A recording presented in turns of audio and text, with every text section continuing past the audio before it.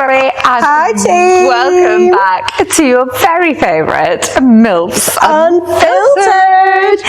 Episode 18. We've taken a break. We've had a break. We have, before we both had a mental breakdown. Yeah, we definitely needed to kind of recharge the old batteries.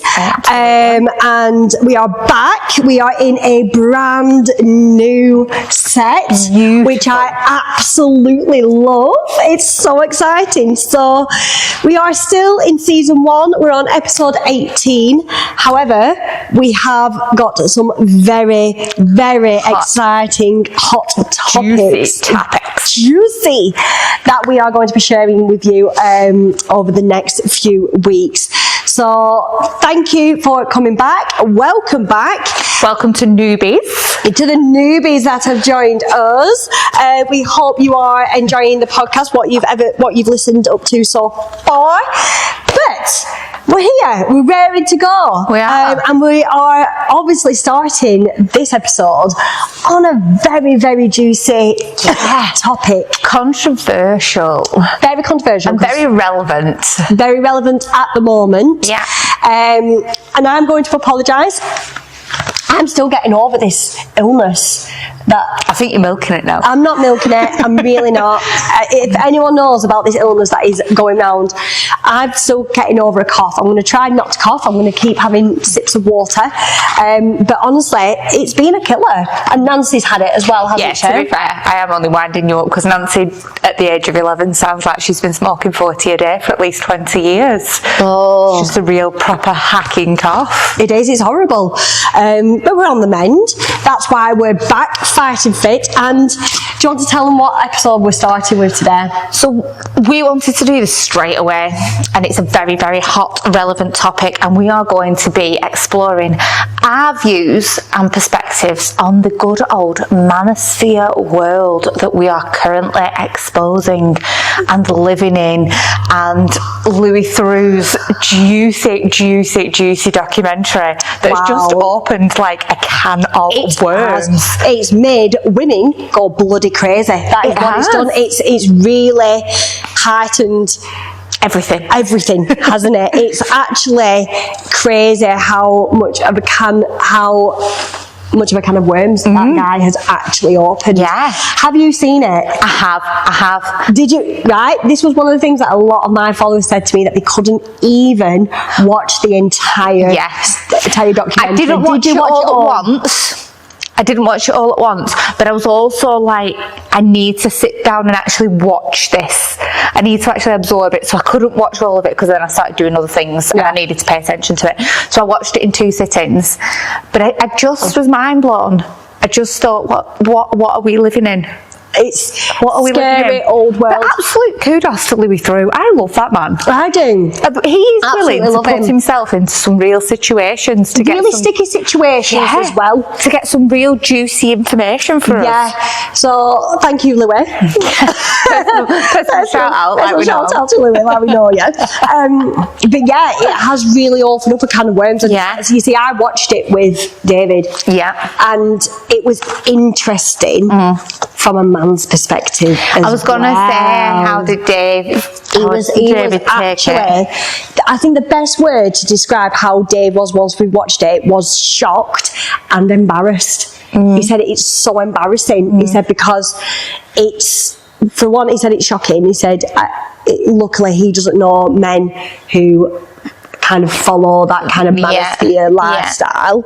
He said, but not only that, he said it's shocking because it's going to heighten the hatred towards men. And I've really experienced that, which we'll go into more detail on my platform.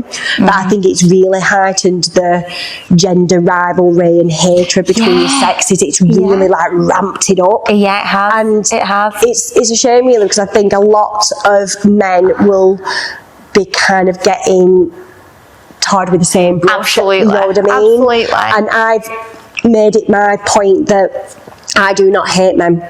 There are I think it's hard to say, like, there are toxic men, which obviously on the Manosphere, but there are toxic women. Absolutely. And absolutely. I think this has kind of allowed these people with these views who have a hatred to men and a hatred towards women, it's really heightened up, and I feel like they are really like coming to blows now. Oh yeah, absolutely. And I think from my platform especially, like I said, we'll go into this in more detail, they are literally having full-blown battles in the comment section, and it's really uncomfortable. It's really uncomfortable. Yeah. I mean, not only that, but can we please address that if anybody with any brain cells takes money advice from somebody that names themselves HS Tiki Toki, you deserve to lose all your money. Exactly. Louis, on the documentary, he signed up, put 500 quid or something, didn't he? Did all the stuff that Tiki Toki lad said do, and he lost all his money. Who names himself HS Tiki Toki? And wants to be taken seriously in the world? I don't know. But he, again... I mean, this is the future generations. This guy could run the country one day. I hope to frigging God he doesn't. Honestly, it scares me. This is what scares me about the younger generation, though, because the younger generation do not give zero fucks at all with anything. No. And I think they're all a bit... I mean, it's good in some ways that they're all very YOLO. They're all very YOLOs. Like, they're like, yeah, we live once. Let's do what we want. Say what we want. Be who we want. Let's try and conquer the world in 20 different ways. But also, sometimes I want to go, just take a step back and have a look at yourselves. Yeah. Just go and have a word with yourself in that corner. Because I was watching it, which you'll have probably watched that documentary as well, not just like from a woman's perspective of us, and obviously everything that it was coming to light about their attitude towards women and things like that, but it was also from a mother's perspective that it makes me question. Like the prospect of Nance, you see both sides, don't you? Because you've got both a boy and a girl. Yeah. But for me, it was like, Nancy's not far off having that interest in guys, God help me, and like going out in less than a decade. She's going to be out and partying and things like that, and going on holidays. And I just think the way men are willing to treat people, what is she going to get exposed to, and what is she going to have to witness and think is normal? Yeah, and I think it's the pressures as well, and there was so many things that came up in that documentary. There's so many things, from the way that the boys were, how they kind of treated the girls, and when girls were only seen as like just objects. When Tiki Toki referred to his girlfriend as the dishwasher. Do you know what I mean? It's all right. Like I go off my head when somebody says she's got it, and I'm like, who's she? But do you know what I mean? But it's like how they were treating the girls in the documentary. But then what really upset me is how the girls were willing to put themselves in a situation and degrade themselves in order for the potential of fame.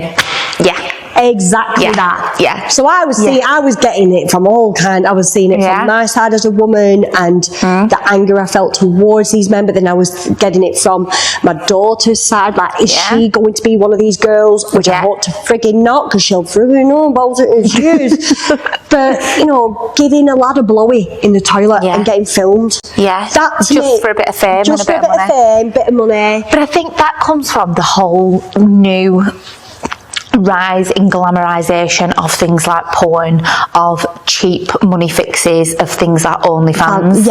Because OnlyFans became such a massive thing, especially from lockdown, when nobody had anything to do but stay at home and get laid. I mean, I was gardening, but you know, there we go. I revamped the garden, but we have different worlds.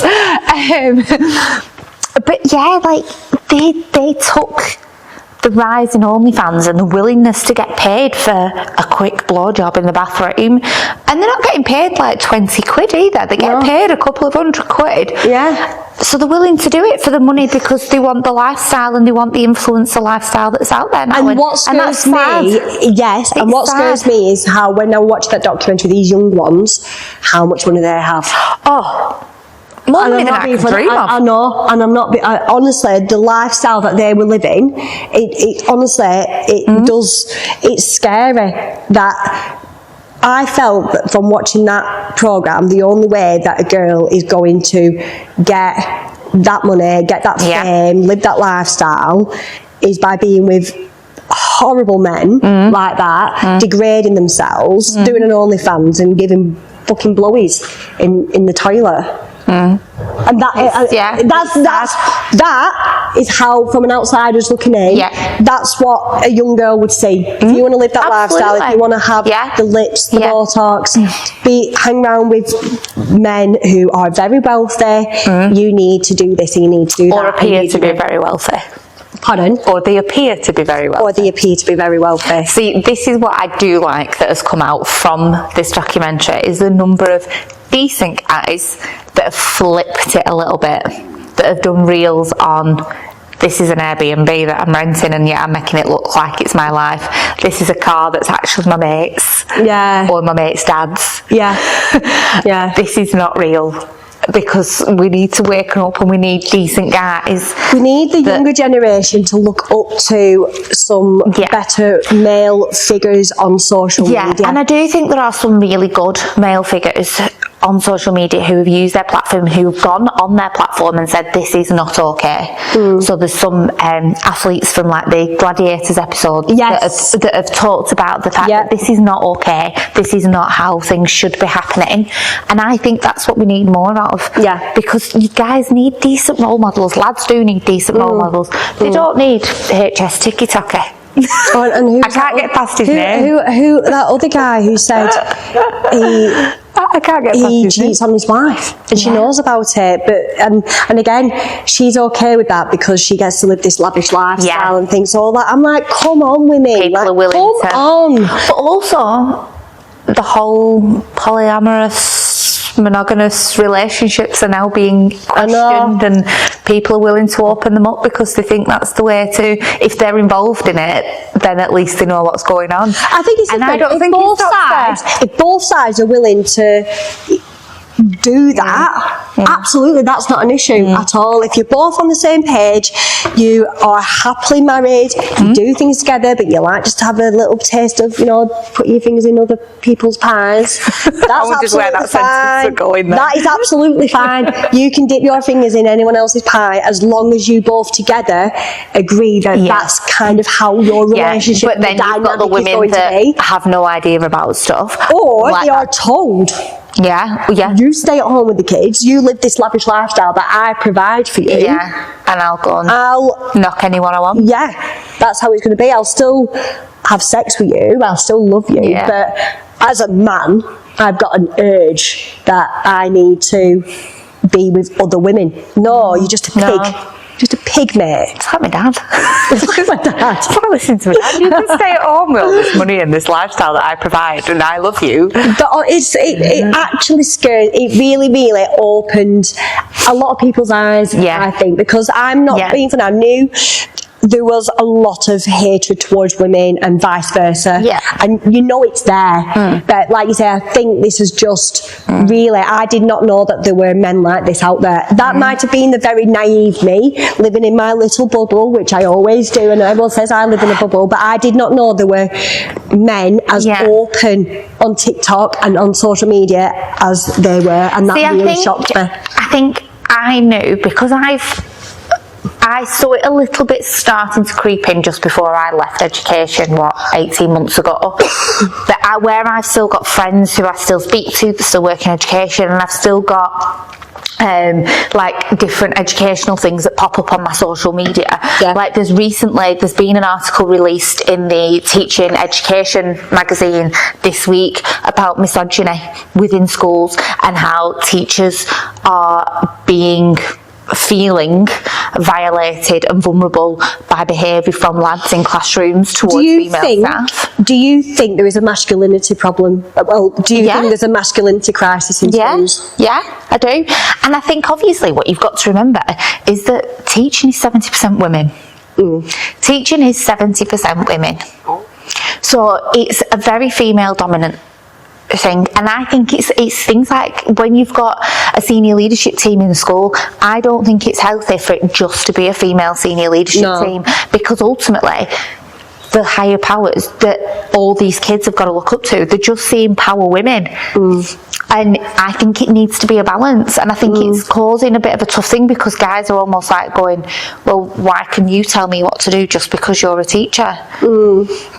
And it is, and I mean, reading that document that I read about the fact that they're calling for different training, for more emotional support for teaching because of the way they're feeling. Obviously, teaching's facing a crisis anyway, because nobody wants to do it because it's shite. we're first-hand experience over here.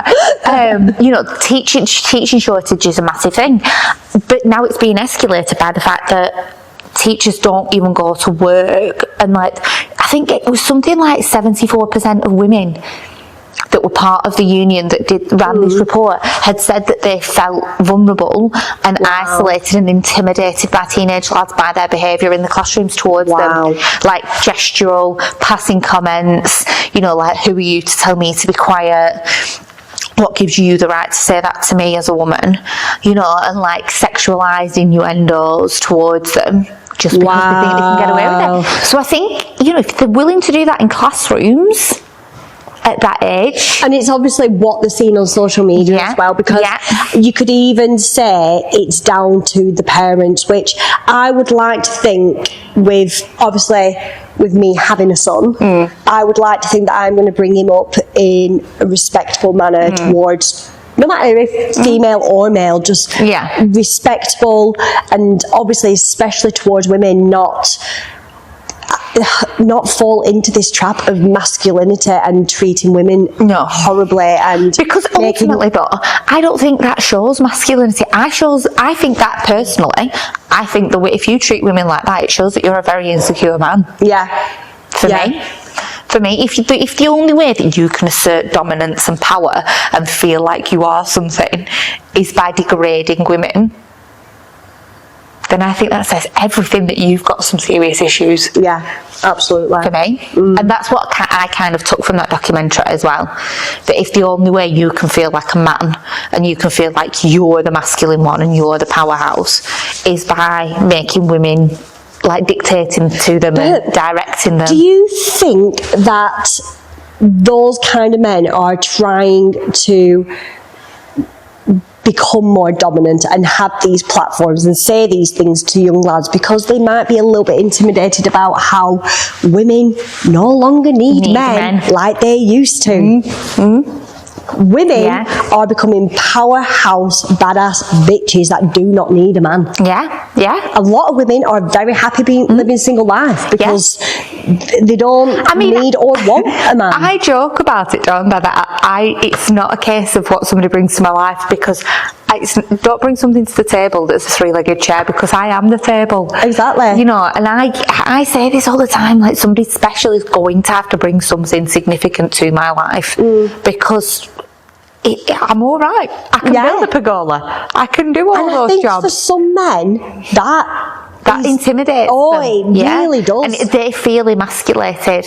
Because if you go back to, you know, let's talk 1940s, 50s, Stepford wives. The stay-at-home mums, they cooked, they cleaned, they dealt with the kids. The men went out and did the work, did God knows what they wanted.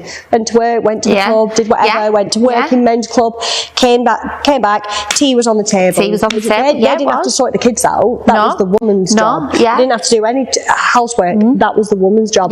Whereas now, times have completely changed. That was the marriage. That is what women signed up for. Getting married. That was the marriage that my gran had. With my grandpa. You know, my grandpa went out to work every day, went to the pub after work, came home at 6 o'clock, and his tea was expected to be on the table. And if it wasn't, there were issues. You know, that's how that was. And I think that's what that era was. And whereas now, it's so not like that. You've got women who are wanting to be successful, wanting to be leaders, wanting to be business owners, wanting to be the top dogs with the men. And I think that's why it's becoming so much more apparent that this hatred between sexes, it's like a constant battle, I find, at the moment. Absolutely. And don't get me wrong, there are toxic men, there are toxic women, but we need to find a way to kind of coexist, guys. We really need to. Like, it's been brought, I mean, I watched Married at First Sight Australia, and it's come up on there as well. So there's an Australian guy that they've nicknamed him Tiny Tate because he's very Andrew Tate-esque, and he actually said in his vows, the first time he'd met this woman, if my woman lives any sort of woke like lifestyle, which is where she's like the powerhouse, it's not going to work. I expect her to stay at home and not have a career. And she was like a full-blown estate agent, really high up, like a partner in this. And she was like, are you joking? Please tell me she didn't marry him. Well, obviously she had to as part of the experiment. But then, so she was like, what do you think you're saying to me? And one of the other wives, because they got married later on in the series, one of the other wives had turned up to it and they'd gone to watch it. And at the first dinner party, she sat down and went, where do you think you get off directing women like that? Wow. And it was he'd never made a brew for a woman. He was like, because that's not my job. And he actually said that. Wow. And when she said, it's fine, I can go and do that myself, he said, well, now you've emasculated me. But do you know what, all I'm going to do is do something myself. Yeah. Do you know what there is, though? There's some women who are happy with that.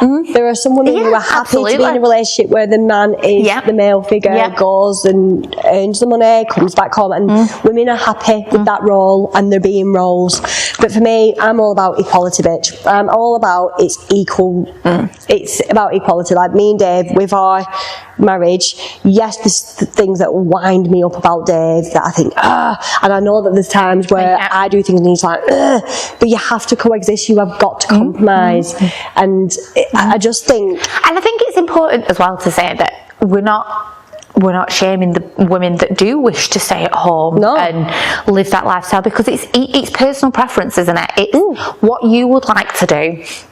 It's what works for you, and every couple's dynamics are different. Absolutely. A relationship has to work between two people, not two people in the rest of the world. But it's not for me.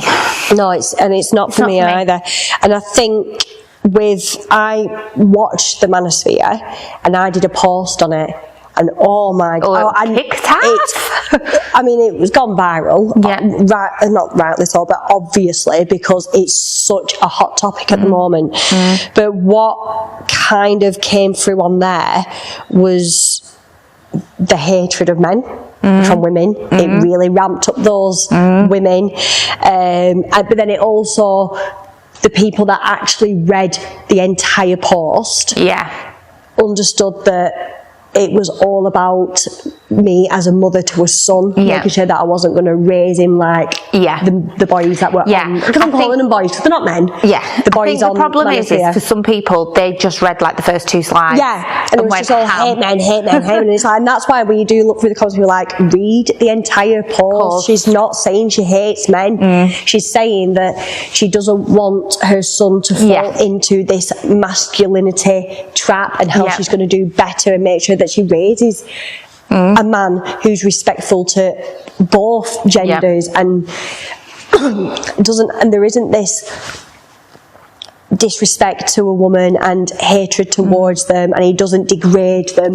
He's going to be brought up as a proper man. He is, and that's what I'm going to make sure. But then also, it really ramped up which I didn't know they were called these, incels. Incels, You told me about this the other day. Now, I did not know what an incel was, because it was coming through in all the comments going, you incel, and wow, don't they hate women? I did not know about this little cult that was and it is a cult. That was circulating in the comments. And I've found, now you've mentioned to me about these incels, which, can you explain to someone who might not know what an incel is? Because I didn't know what one was. So these incels have been created, and they are basically guys who have been turned down by women, or are frequently turned down by women, because of their looks, because they aren't deemed by the modern woman to be a good-looking guy, and they've basically created, like you say, a bit of a cult whereby their main aim is just to tear down women, just to tear down women. Doesn't matter what they look like. It doesn't matter if they've had any interaction with them, but because women have turned them down, because women have passed negative comments on the way they look or the way they behave, or they've not got the 6'2" built like a brick shithouse stature, and they've been sort of degraded. They've created this cult online, and a lot of it is online. They are these like online incels, and they just now go and troll women everywhere.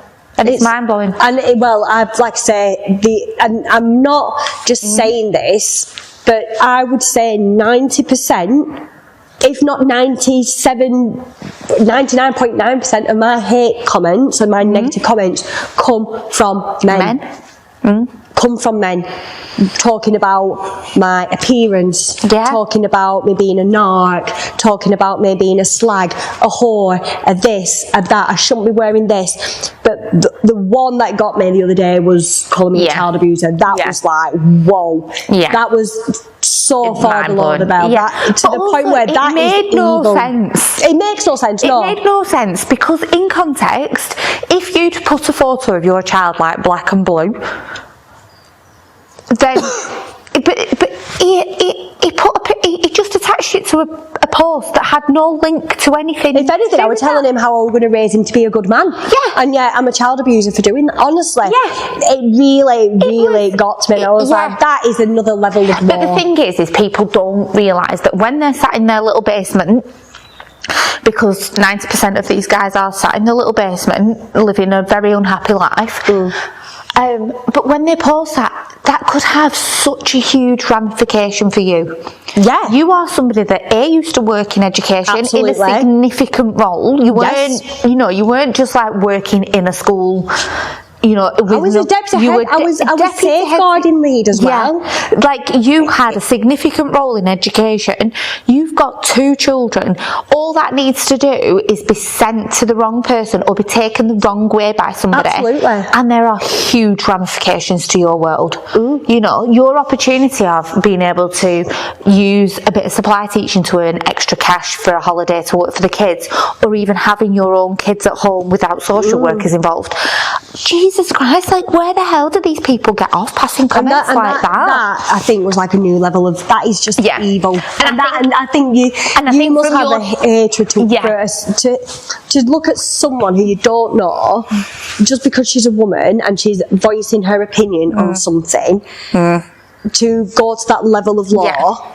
And I think that's the hatred to send that. That's the first time I've ever seen you wobbled by a comment. And and you don't, because I don't wobble, and I do, and I say this all the time.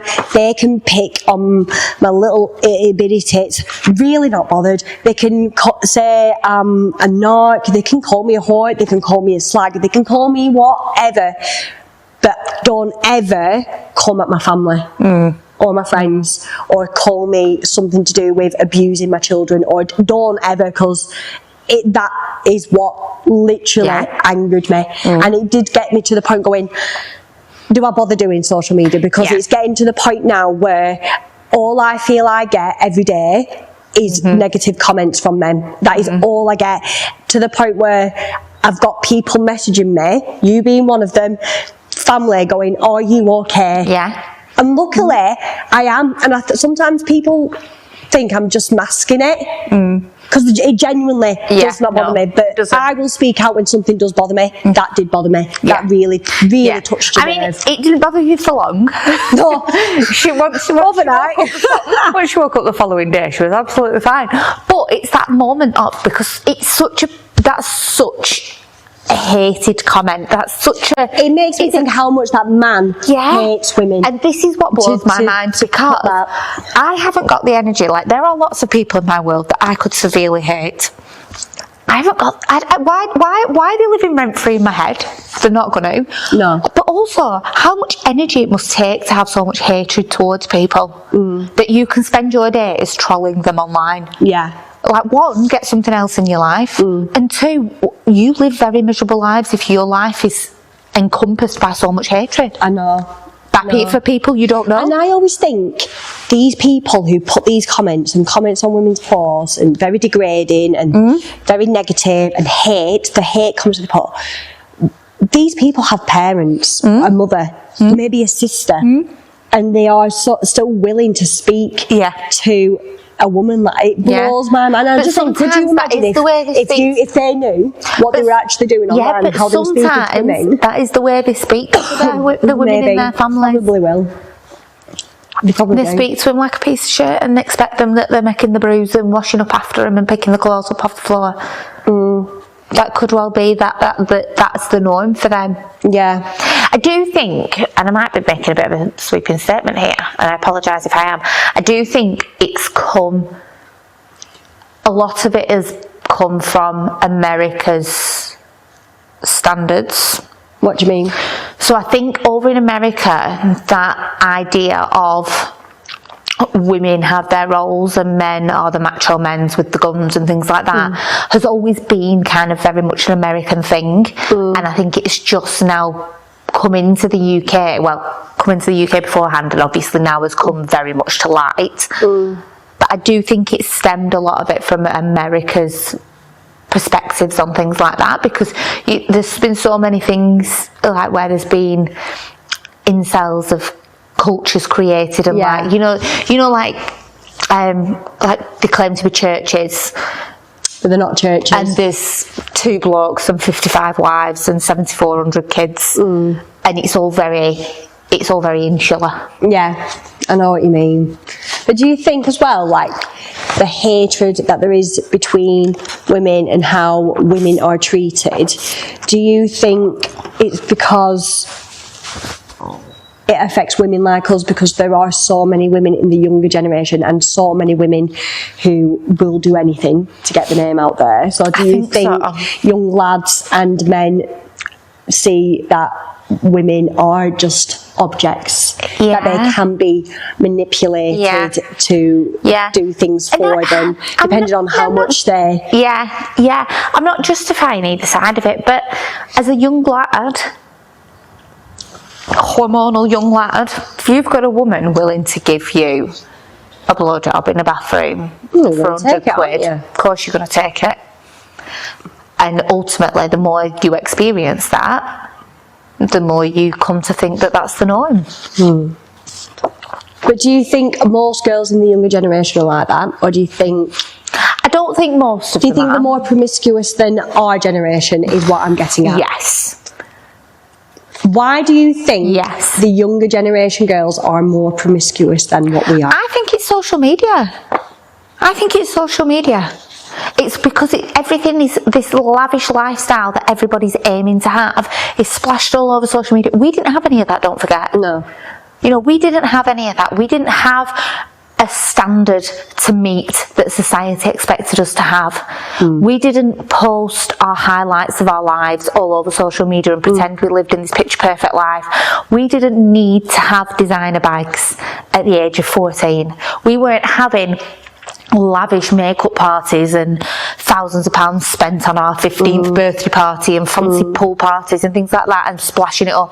We didn't have our parents taking us to Marbella for our 15th birthday party, and yet people do now. The kids these days do. So with that comes the fact that they then need that money and that lifestyle.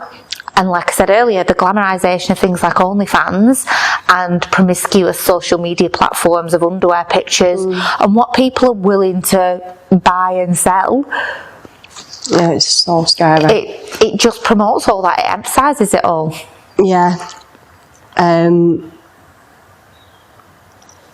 It's a bit crazy.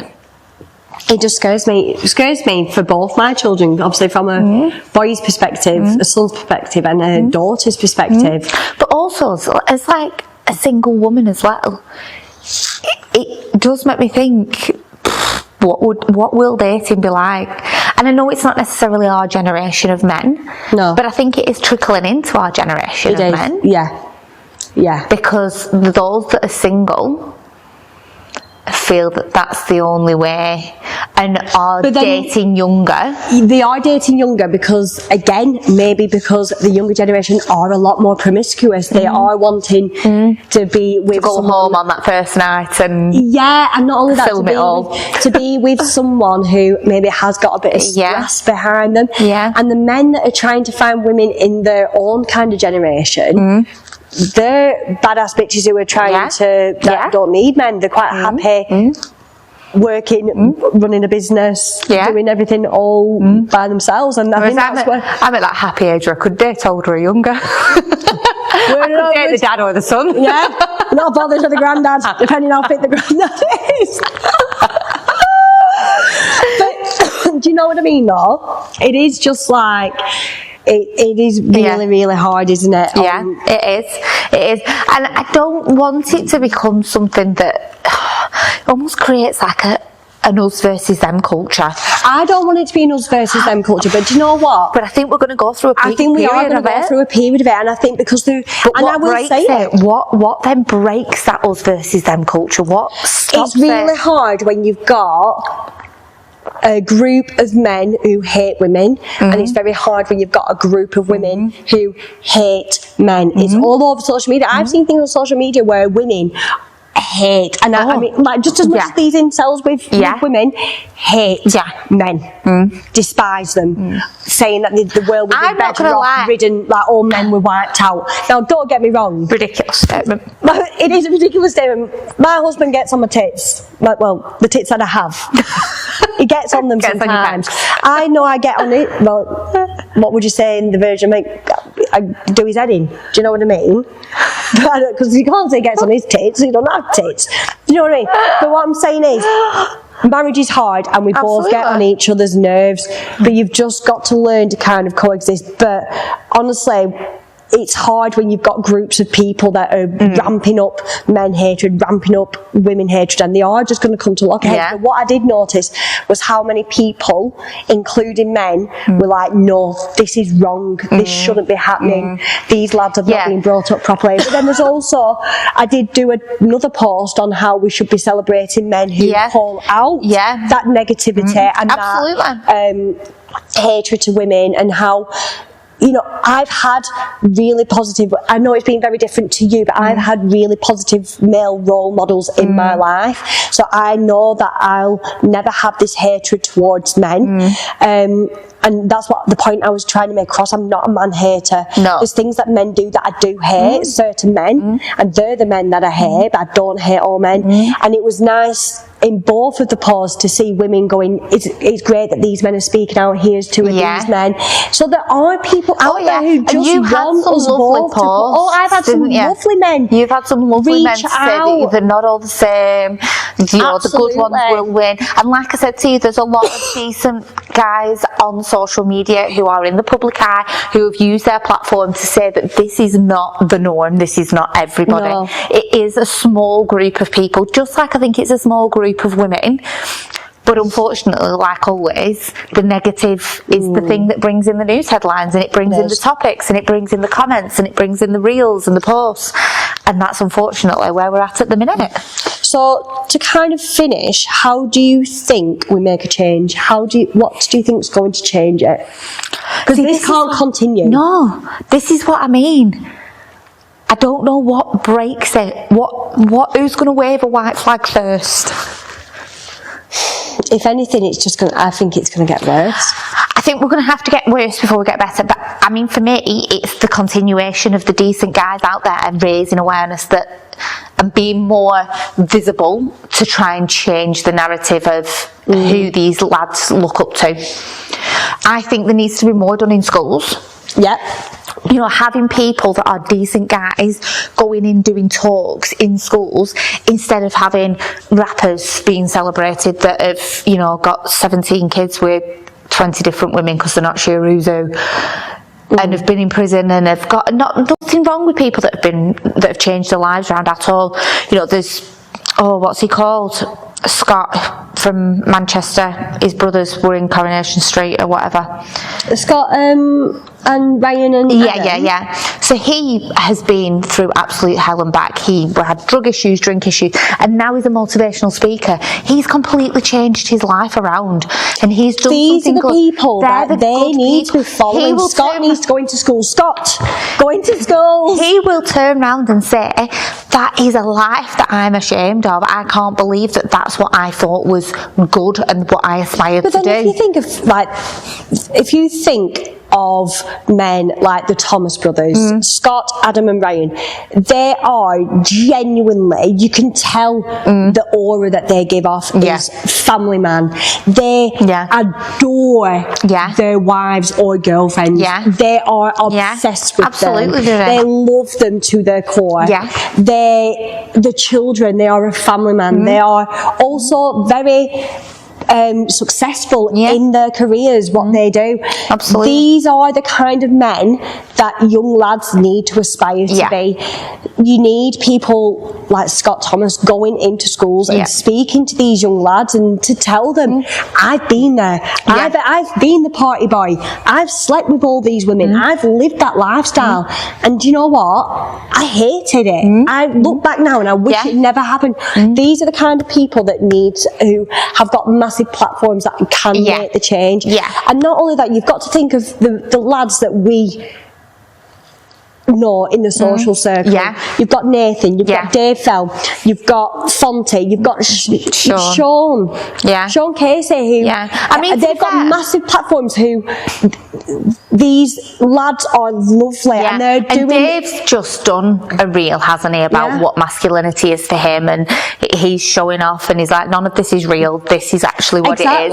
And it's people on those platforms that need to do more and reach out about it, which Dave's already done. And for these young lads to kind of aspire to these people because they're successful lads. They're successful business going owners, to Australia, traveling the world, living the life. Off to Bali this week. But they're not degrading women in the process. They are helping women, busy parents, men. Doesn't matter what gender. Their mission and their goal is to help people. Why can't boys aspire to watch or aspire to be people like that? There's so many of them online that just get pushed to the back because of these TikTok and whatever TikTok. For anybody listening that also came with a move. Do you know what I mean? But just assholes. They are genuine assholes. I mean, if you're somebody that refers to a woman in your life as a dishwasher or a washing machine or whatever you refer to her as, you right there, mate. All I just think, I just always say,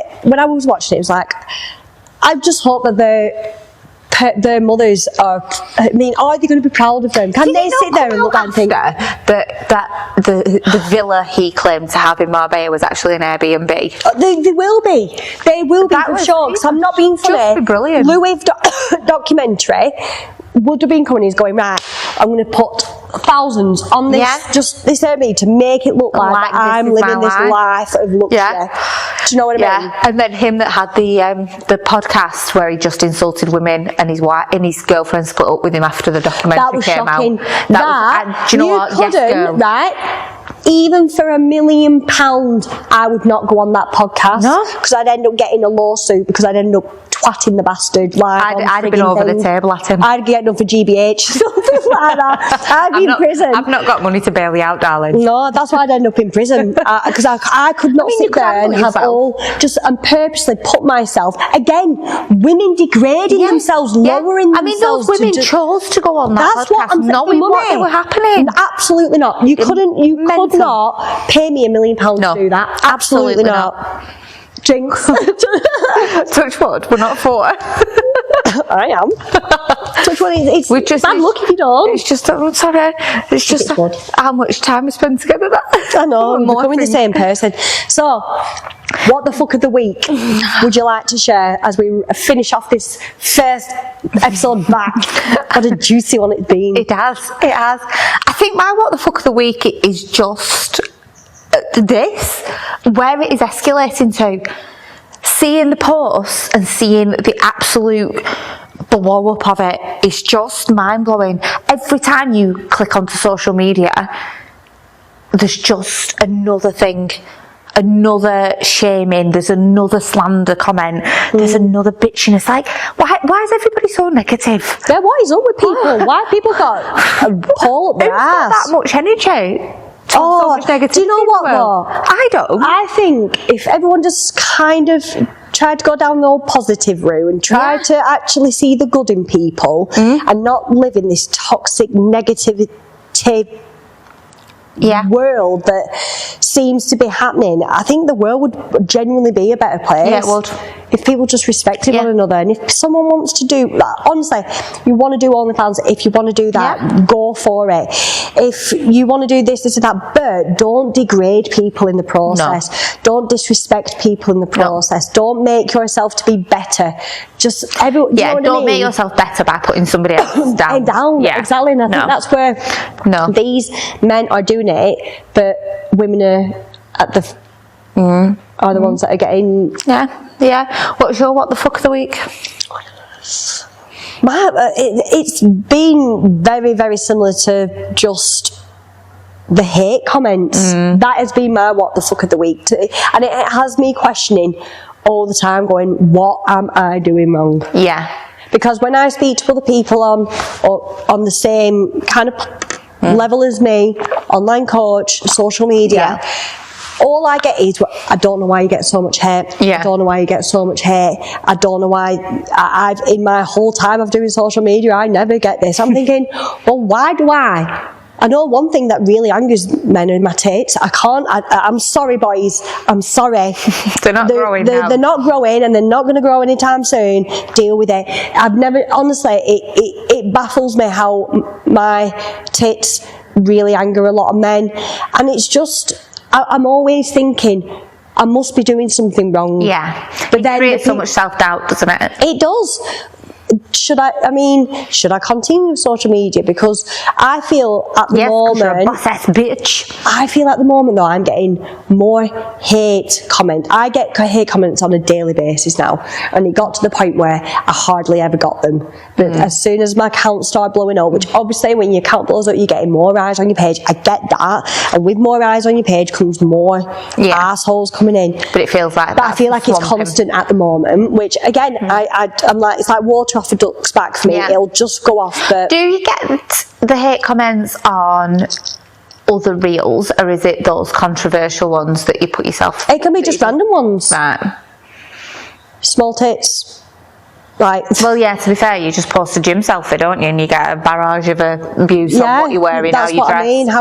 I don't know what it is, but it's rife at the moment. And I don't know. I don't know if it's a bit of a coincidence, but it seems to be more since all this manosphere, masculinity things being like in the paper. So hopefully it'll die down.